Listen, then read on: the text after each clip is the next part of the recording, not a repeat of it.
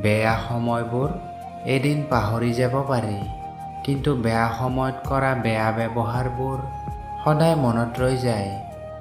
গছৰ পাত সৰাৰ আগত পাতৰ ৰং সলনি হয়, আৰু মানুহ সলনি হোৱাৰ আগত কথা কোৱাৰ ধৰণ সলনি হয়। কাৰোবাক যদি সঁচাই ভাল পোৱা, তেনেহ'লে তাক মুক্ত কৰি এৰি দিয়া। যদি সি উভতি আহে, তেনেহ'লে বুজিবা যে সি তোমাৰেই আছিল, আৰু যদি উভতি নাহে, তেনেহ'লে বুজিবা যে সি কেতিয়াও তোমাৰ নাছিল। কাৰোবাক যদি ভাল পোৱা, তেনেহ'লে তাক হৃদয়ৰ পৰা ভাল পোৱা। নিজৰ স্বাৰ্থৰ বাবে ভাল পোৱাৰ অভিনয় নকৰিবা, কাৰণ তোমাৰ অভিনয়ে তাৰ জীৱনটো বৰবাদ কৰি দিব পাৰে। মানুহে তেতিয়াই আটাইতকৈ বেছি কান্দে, যেতিয়া তাৰ আপোন মানুহটিয়ে কোনো কাৰণ নোহোৱাকৈ কষ্ট দিয়ে।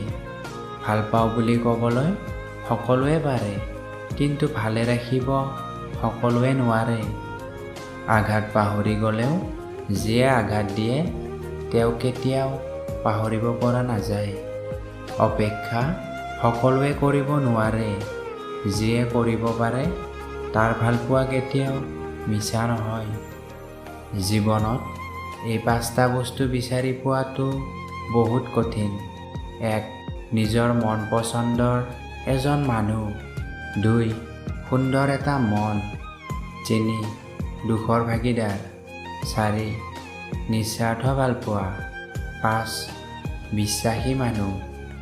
এজোপা গছ যেতিয়া মৰি যায়, তেতিয়া তাৰ সকলো পাত সৰি যায়, আৰু এটা মন যেতিয়া ভাঙি যায়, তেতিয়া জীৱনৰ সকলো পোহৰ অন্ধকাৰ হৈ যায়। তুমি অন্যক যি দিবা, সেইটোৱে তুমি ঘূৰাই পাবা। সেয়া সন্মানেই হওক বা কষ্ট। সময় আৰু অৱস্থা যিকোনো সময়ত সলনি হ'ব পাৰে, কিন্তু সঁচা সম্পৰ্ক আৰু সঁচা বন্ধুত্ব কোনোদিন সলনি নহয়।